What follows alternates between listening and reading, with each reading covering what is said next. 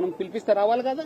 వాళ్ళు కాకుండా ఈ రోజు ఒక మీ రిపోర్టరు మనం ఎట్లా పోవడానికి రాత్రి పోవడానికి ప్రయత్నం చేశారు. ఏ ఆధార్ పైన పోతున్నారు? 5:30 టికెట్ బుక్ చేసి బ్యాంకాక్ పేరుతో వెళ్తున్నారు. కావాల్సింది ఆనే మనకు కోఆపరేట్ చేయాలి కదానే, చేయకుండా ఎందుకు పారిపోతున్నారు? నమస్తే సజ్జనార్ గారు, good morning, good afternoon, good evening. మీరు నా మీద అనేక ఆరోపణలు చేశారు. అప్పుడు మీకు ఆన్సర్ చేయడానికి నేను మీ పోలీస్ కస్టడీలో ఉన్నాను కాబట్టి సాధ్యం కాలేదు. ఇప్పుడు బయటకు వచ్చాను. మీరు నా పైన ఎటువంటి ఆరోపణలు చేశారో వాటన్నిటికి కూడా సమాధానం చెప్పాలని మీకు ఈ వీడియో ద్వారా తెలియజేస్తున్నాను. గౌరవనీయుల హైదరాబాద్ పోలీస్ కమిషనర్ సజ్జనార్ గారు, నా పైన మీరు అనేక నిరాధారమైన ఆరోపణలు చేశారు. అడిషనల్ డీజీ క్యాడర్లో ఉన్న మీరు 1-2 నెలల్లో డీజీపీ కావాల్సిన మీరు ఎవరినో సంతృప్తిపరచడానికి, ఏదో ఇష్యూ డైవర్ట్ చేయడానికి మీకు ఇచ్చిన టాస్క్లో భాగంగా నాపై వ్యక్తిగత కక్షతో చేసినట్లుగా అసత్య ఆరోపణలు చేశారు. వాటికి వివరణ ఇచ్చే ప్రయత్నం చేస్తున్నాను సజ్జనార్ గారు. మీరు చాలా విజ్ఞానవంతులు, అరుదైన పోలీస్ అధికారి, పోలీస్ యంత్రాంగానికి వన్నె తెచ్చిన మత్సుతునక మీరు, వేలాది మందికి స్ఫూర్తి. మీరు కాకి హీరో. భారత రాజ్యాంగ పరిధిలో ఎన్కౌంటర్లు చేసి దేశవ్యాప్తంగా కోట్లాది మంది జనం మనసులను గెలుచుకున్నారు. మీకు ఉన్న కోట్లాది మంది అభిమానులు నేను కూడా ఒకడిని. వరంగల్ ఎస్పీగా మీరు పనిచేసిన కాలం నుంచే దాదాపు అంటే 17-18 ఏళ్ల కాలం నుంచి కూడా నేను మీకు బాగా తెలుసు. నేను పిరికివాణ్ణి కాదు సజ్జనార్ గారు, పారిపోయే వ్యక్తిని అసలు కాదు, అధైర్యవంతుని అంతకంటే కాదు. తప్పు చేసి తప్పించుకునే నైజం నాలో లేదు, నాకు అసలు లేదు. ఒక వ్యక్తిత్వం ఉన్న మనిషిని. ఈ కేసులకు, ఎన్కౌంటర్లకు భయపడే మనస్తత్వం కాదు నాది.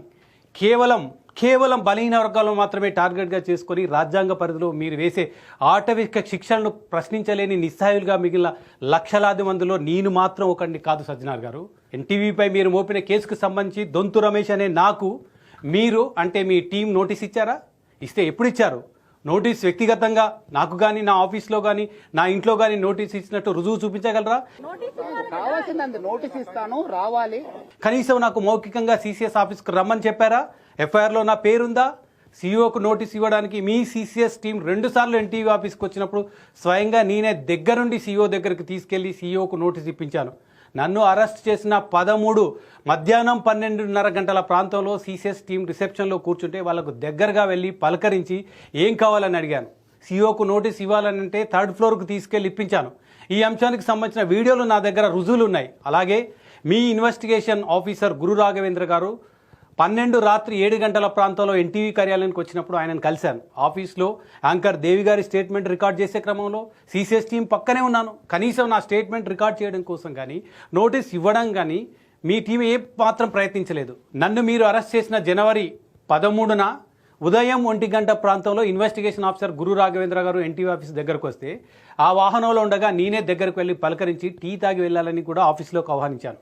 ఈ సందర్భంగా ఆ తర్వాత ఎప్పుడు సీసీఎస్ టీం కానీ, మీ ఇన్వెస్టిగేషన్ ఆఫీసర్ కానీ నాకు నోటీస్ ఇవ్వలేదు. సీసీఎస్ ఆఫీస్కి రావాలని చెప్పలేదు. అలాంటప్పుడు పారిపోతున్నట్లు ఎలా చెప్తారు? ఈ నెల 13 మధ్యాహ్నం 2 గంటల వరకు ఆఫీస్లోనే ఉన్నాను. 3 గంటల నుంచి 5 గంటల వరకు ప్రజాభవన్లో ఉన్నాను. ఆ తర్వాత సచివాలయానికి వచ్చాను. సాయంత్రం 6 గంటల వరకు సచివాలయంలోనే ఉన్నాను. కావాలంటే మీ గూగుల్ టేక్అవుట్ చెక్ చేసుకోండి. ఫోన్ స్విచ్ ఆఫ్ అని చేశారని చెప్తున్నారు. సెల్ స్విచ్ ఆఫ్ చేసుకుని వెళ్ళిపోతే ఎట్లా? ఎక్కడ ఫోన్ స్విచ్ ఆఫ్ చేశానో మీరు చెప్పాలి. ఎందుకంటే మీరు నన్ను దర్యాప్తు చేసినప్పుడు ఆ దర్యాప్తు చేసిన సందర్భంగా మీ ఇన్వెస్టిగేషన్లో ఉన్న ఒక టీం ఆఫీసర్ సిఐనే రమేష్ ఫోన్ స్విచ్ ఆఫ్ చేయలేదు అని కూడా ఆయన చెప్పారు. ఇక మీరు నాపై చేసిన ప్రధానమైన ఆరోపణ కేసు నుంచి తప్పించుకోవడానికి బ్యాంకాక్ పారిపోతున్నట్టు చెప్పారు. అసలు నాకు మీరు నోటీస్ ఇవ్వలేదు. ఎఫ్ఐఆర్లో నా పేరు అంటే దొంతు రమేష్ పేరు లేదు. నన్ను సీసీఎస్ ఆఫీస్కి రావాలని ఎవరూ చెప్పలేదు. కనీసం ఫోన్ ద్వారా కూడా సమాచారం ఇవ్వలేదు. అలాంటప్పుడు నేను ఫ్యామిలీతో వెళ్తుంటే బ్యాంకాక్ పారిపోతున్నానని ఎలా చెప్తారు సజ్జనార్ గారు?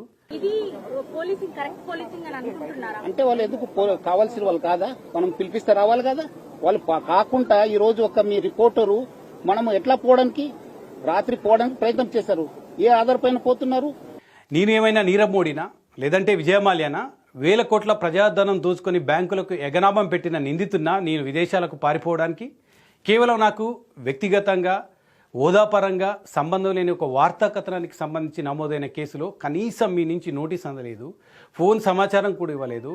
నేను పారిపోతున్నానని ఎలా చెప్తారు? సరే, మీరు అనుకున్నట్టుగానే బ్యాంకాక్ పారిపోతుంటే పట్టుకున్నారని అనుకుందాం.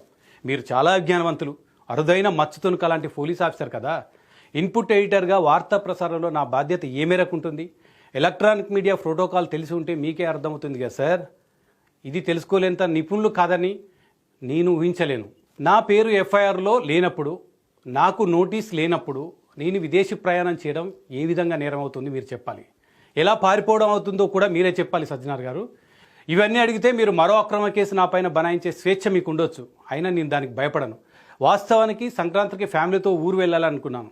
అయితే ఈ నెల 18 నుంచి దావోస్లో జరిగే వరల్డ్ ఎకనామిక్ ఫోరం సదస్సులో ఎన్టీవీ నుంచి కవరేజ్కి వెళ్ళాలని నిర్ణయించుకున్నాను. ఇంత తక్కువ సమయంలో నా గ్రామానికి 400 కిలోమీటర్ల రోడ్ జర్నీ చేసి మళ్ళీ తిరిగి రావడం ఇష్టం లేక అప్పటికప్పటికి వైఫ్తో 4 రోజులు వెకేషన్కి వెళ్ళాలనుకున్నాను. వెకేషన్ పూర్తయిన తర్వాత నా వైఫ్ను వెనక్కి పంపించి ఈ నెల 17న దావోస్కి వెళ్ళాలని నిర్ణయించుకున్నాను. బ్యాంకాక్ నుంచి నా వైఫ్కు రిటర్న్ టికెట్ కూడా బుక్ చేశాను. దానికి సంబంధించిన ఆధారాలు మీరు ఈ స్క్రీన్ చూస్తే తెలుస్తుంది. దావోస్ పర్యటన కవరేజ్ కోసం ఆఫీస్ నుంచి 3 లక్షల రూపాయలు కూడా మంజూరు చేసింది. నా పెద్ద కొడుకు అమెరికాలో H1B హోల్డర్గా ఉన్నాడు. ట్రావెల్ ఏజెన్సీ నడుపుతున్నాడు, dnbtravels.in అని. ఎన్టీవీ ఆఫీసు మంజూరు చేసిన డబ్బుతోనే అప్పటికప్పటికి నా కొడుకు ట్రావెల్ ఏజెన్సీ ద్వారా టికెట్ బుక్ చేశాను. బ్యాంకాక్ టికెట్ ఎయిర్పోర్ట్ కౌంటర్లో కూడా కొనుగోలు చేసుకుని వెళ్ళొచ్చన్న సంగతి మీకు తెలియదా సార్? ఇది నేరమా? మీరేమైనా నాకు నోటీస్ ఇచ్చారా? ఇవ్వలేదు. అలాంటప్పుడు పారిపోవడం ఎలా అవుతుంది సజ్జనార్ గారు? నేను అంతర్జాతీయ నేరగాన్నా, 1000 కోట్లు దోచుకున్న దొంగనా, కూనీకోర్నా, ప్రపంచం వెతుకుతున్న మోస్ట్ వాంటెడ్ టెర్రరిస్ట్నా? బ్యాంకాక్ పారిపోతే ఎన్ని రోజులు ఉండగలను? టూరిస్ట్ వీసాతో వెళ్తే ఎన్ని రోజులు ఉంటాం? రిటర్న్ టికెట్, హోటల్ బుకింగ్ ఇవన్నీ లేకుంటే బ్యాంకాక్ ఎయిర్లైన్స్ బోర్డింగ్ పాస్ ఇస్తుందా? ఇది తెలియదా సజ్జనార్ గారు మీకు? మీరు పెట్టిన కేసు నుంచి తప్పించుకోవడానికి బ్యాంకాక్లో ఎన్ని రోజులు తలదాచుకోగలను? మీరు అప్పటికప్పటికే టికెట్ బుక్ చేసుకున్నా అని చెప్తున్నారు. నెల రోజుల ముందే దావోస్ వెళ్ళడానికి సెంజన్ వీసా దరఖాస్తు చేసుకున్నాను. మంజూరు కూడా అయింది. మంత్రి శ్రీధర్ బాబు గారిని అడిగితే మీకు తెలుస్తుంది దానికి సంబంధించి. నేను దావోస్ వస్తున్నానని ఎప్పుడు చెప్పానో మంత్రి శ్రీధర్ బాబు దగ్గర సమాచారం కూడా ఉంది. మీ సిట్ టీం కూడా ఈ ఆధారాలు అంటే టికెట్, వీసా, హోటల్ బుకింగ్ సంబంధించినవి కూడా చూపించాను. సెంజన్ వీసా మంత్రి శ్రీధర్ బాబు గారికి నెల రోజుల క్రితం ఐమెసేజ్లో పెట్టిన రిక్వెస్ట్ అన్నీ కూడా చూపించాను. ఇవన్నీ నిజాలు కాదా సజ్జనార్ గారు? ఇవన్నీ దాచారా? దాచి ఏది పడితే అది మాట్లాడతారా? నేను బలహీనం కాబట్టి ఏదంటే అది మీరు మీడియా ముందు మాట్లాడి నన్ను ఒక దొంగని చేస్తారా? పారిపోతున్న దొంగని. నేను విదేశాలకు పారిపోతుంటే పట్టుకున్నారని చెప్తున్నారు. మరి నా కొలిగ్ చారిని, సుధీర్ని ఎక్కడ పట్టుకున్నారు? ఇంట్లో ఉండగానే తలుపులు బద్దలు కొట్టి వాళ్ళకి ఎలాంటి నోటీస్ ఇవ్వకుండా అదుపులోకి తీసుకున్నారు కదా. నేను పారిపోతున్నాను, విదేశాలకు పారిపోతే ఎయిర్పోర్ట్లో అరెస్ట్ చేశాను అన్న మీరు నా కొలీగ్స్ని ఎక్కడ అరెస్ట్ చేశారో ప్రజలకు తెలియదా? వార్తా ప్రసారం అయిన రోజులు శబరిమల వెళ్ళిన చారిని ఎందుకు అదుపులోకి తీసుకున్నారు? 15 గంటలు ఎందుకు వేధించారు? సచివాలయం బీట్ చూస్తే సుధీర్ను ఇంట్లో ఉండగా దళిత బిడ్డను ఎందుకు ఇందులోకి లాగారు? అతనికి సంబంధం లేని అంశానికి సంబంధించి మేము బీసీలం, దళిత బిడ్డలం కాబట్టి మా మీద ఈ కక్ష సాధింపు చర్య. మేము ప్రశ్నించలేము కాబట్టి ఈ వర్గాలను ఏం చేసినా పడి ఉంటారనే మీ ఆలోచన. ఎమర్జెన్సీ అయితే మీరంతా లోపల ఉండేవాళ్ళు అంటూ కూడా బెదిరించారు. ఎమర్జెన్సీ విధించిన ఇందిరాగాంధీ ఆ తర్వాత ఏమైందో మీకు తెలియదా? చరిత్ర తెలియదా సజ్జనార్ గారు? మీరు ఎలా ఎన్కౌంటర్లు చేస్తారో, చేసిన తర్వాత మీరు ఎలా హీరో అవుతారో ప్రపంచానికి తెలుసు. ఎన్కౌంటర్తో ప్రభుత్వానికంటే మీకు ఎక్కువ హీరో ఇమేజ్ తీసుకొస్తుంది, అది కూడా తెలుసు. 2 నెలల క్రితం ఒక ప్రముఖ ఛానల్లో, ప్రముఖ పత్రికలో మంత్రులు, మహిళా ఐఏఎస్ అధికారులను ఇళ్లకు రాత్రి వేళలో పిలిపించుకుంటున్నారని రాశారు, ప్రసారం కూడా చేశారు. అప్పుడు మీరు సుమోటోగా కేసు ఎందుకు నమోదు చేయలేదు? అలా అని ఈ వార్తని నేను సమర్థించడం లేదు. కానీ మీరు ఎవరి కోసం పనిచేస్తున్నారు?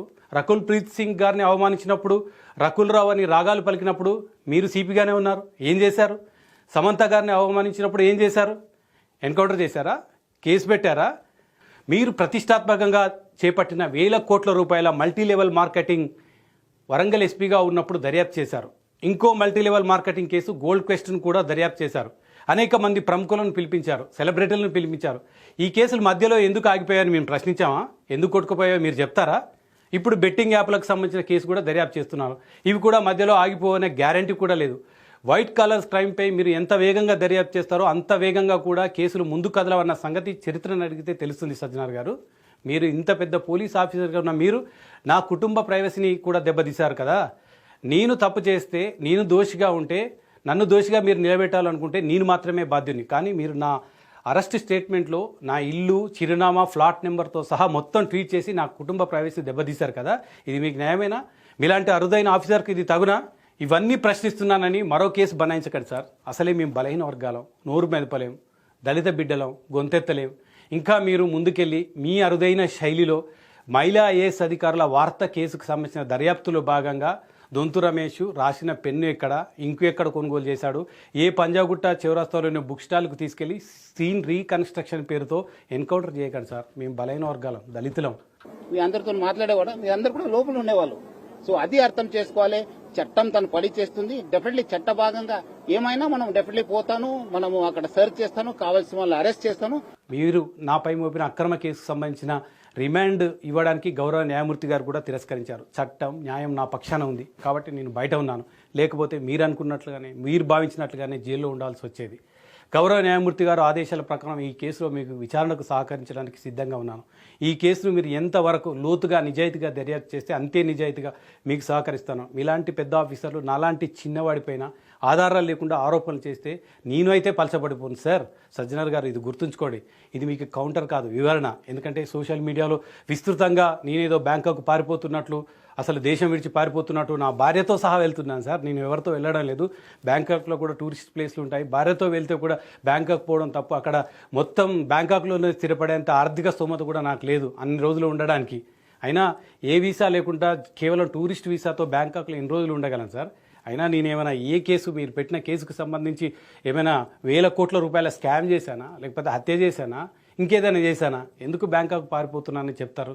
కేవలం కొంతమందిని సంతృప్తిపరచడానికి, కొంతమందిని బలిపశువులను చేయడానికి మాత్రమే మీరు ఈ రకమైన ఆరోపణలు చేశారని నేను భావిస్తున్నాను. దయచేసి సోషల్ మీడియా మిత్రులు కూడా రకరకాలుగా చేస్తున్నారు. దీనికి సంబంధించిన ఆధారాలు ఈ వీడియోతో పాటు మీరు నేను టికెట్ బుక్ చేసుకుంది, నాకు నోటీస్ రాని విషయం కూడా గుర్తించి పోలీసులను ప్రశ్నించండి. పోలీసులను ప్రశ్నించకపోతే వాళ్ళని హీరోలుగా చేస్తే నాలాంటి వాళ్ళపైన రేపు మీ పైన కూడా ఇదే రకమైన అణచివేత ఉంటుంది. గుర్తుంచుకోండి. Thank you.